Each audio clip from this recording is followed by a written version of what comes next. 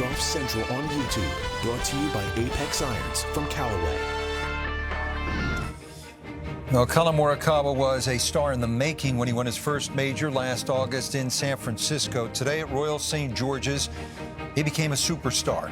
He did it with a surgical, cold-blooded display of precision ball striking and pressure putting.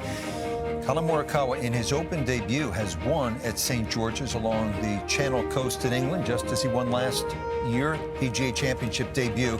And now he's the first to win in his tournament debut in multiple majors, 66, 15 under, and 2 better than Jordan Spieth. Collin Morikawa, the champion golfer of the year. You know, I think when you make history, and I'm 24 years old, it's hard to grasp and it's hard to really take it in. A quick little side note was, when Phil won the PGA, I think he's 50 years old, right? I didn't look at him as, this old guy winning. I looked at him as still competition that could really play well. If he put everything together, which he did, he could play well and win. So at 24, it's so hard to look back at the short 2 years that I've been a pro and see what I've done, because I want more. It's so early on, and I enjoy these moments, and I love it, and I think I need to teach myself to embrace it a little more, maybe spend a few extra days sitting back and drinking out of this. But yeah, I need to, I just want more. When you're in these moments and you truly love what you do, which I love playing golf and competing against these guys, these are the best moments ever, because the nerves push you to just be a better person. And what drink will be going in there? I don't know. It's JJ's birthday. I'm going to let him decide. You're probably too young to drink, aren't you? I'll drink anything. We've been staying at the hotel right by the course, and every night I see all the caddies drink, and I'm like, man, I really want to drink, but I hold back. I hold back on tournament week. So let rip tonight, yeah. We'll see. Yeah. Let loose tonight. Yeah, we got to make a flight, but yeah, we'll be fine. Okay, next question, back left, Ewan, please. Collin, congratulations. Right, back left. Everyone remarks on how calm and collected and cool you look on the golf course in what was presumably quite an intense, high-pressure situation. Are you actually that calm and collected? Are you jumping up and down inside? Or if you are so calm, how do you manage to feel that way? Yeah, well, I'm glad I look calm, because the nerves are definitely up there.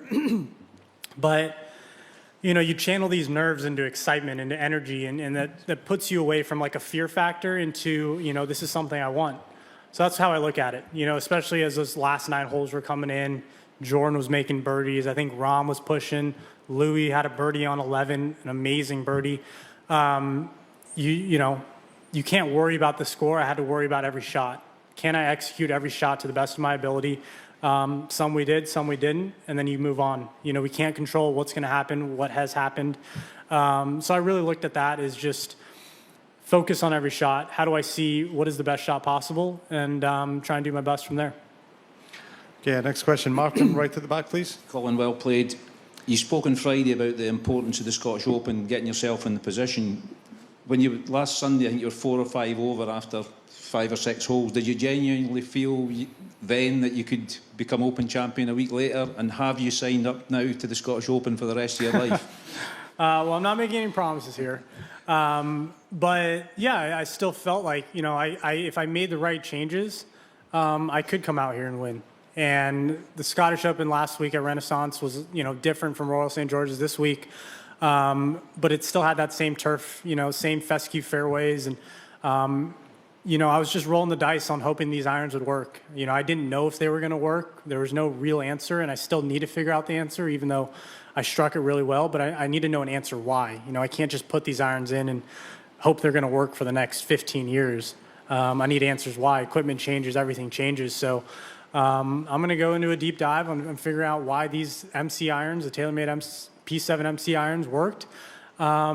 And just keep moving forward, But yes, the Scottish was huge. And even after that start, I think I finished with 2 or 3 straight birdies, built some momentum. Okay, Bob, next, please. Even with that last week, getting a little bit of experience, there is typically more of a learning curve with links golf. I mean, it's very rare that a guy wins this tournament his first try. How do you think you overcame that? And how much different of a style of golf is it from what you're used to? Yeah, you try not to listen to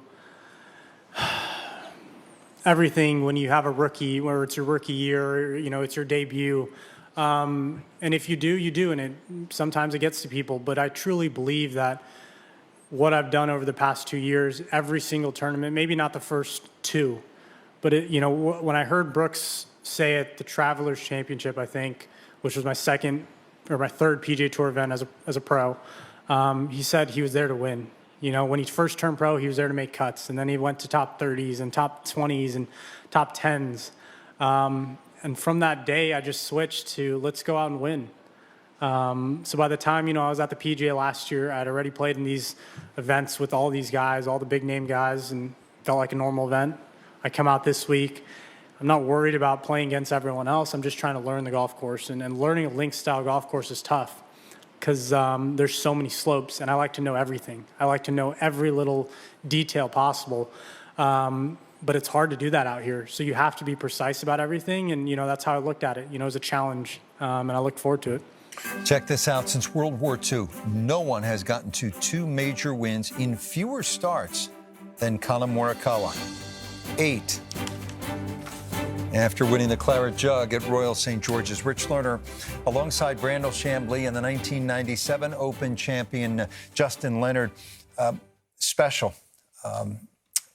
What are we looking at here with this guy? Well, just to continue that theme, the graphic that you saw right there, obviously, Jack Nicklaus took him 13 major championships to win 2. He was playing them as a teenager. Collin Morikawa didn't begin playing major championships until he was 22 years old. But you can go back before World War II and look at those that had the most prolific success in major championships. Walter Hagen won 2 of his first 6. Bobby Jones, who, he was playing U.S. Opens and Opens. Mm-hmm. He was not playing the PGA, and there was no Masters then. But he won 2 of his first 8 and eventually went on to win 7 of 14 that he played in. As I've said a million times, there is nothing that predicts success greater than winning major championships at an early age and winning multiple major championships at an early age. So, it speaks to not only his talent, but it speaks to his maturity, his clarity of mind. And you put all that together, and you've got a mega superstar in the making. You certainly do. I mean, there's a hunger there that you expect from a 24-year-old with his immense talent. But there's also a thirst for knowledge and ways, why things are the way they are and how to improve them, but in kind of an old school manner. He's not just simply get on a launch monitor and look at all the numbers. When he was testing those clubs that he was talking about, he said, don't, forget the monitor for a second. Close your eyes. Yeah. Listen for it. Now, cover your ears and watch the ball flight. It's new age, but in an old school way. There's a thirst for more success. There's a thirst to look at other players and see what they do well, and if he can incorporate that in himself. There's all this thirst. What better way to quench that thirst than to do it from the Claret Jug? You would know.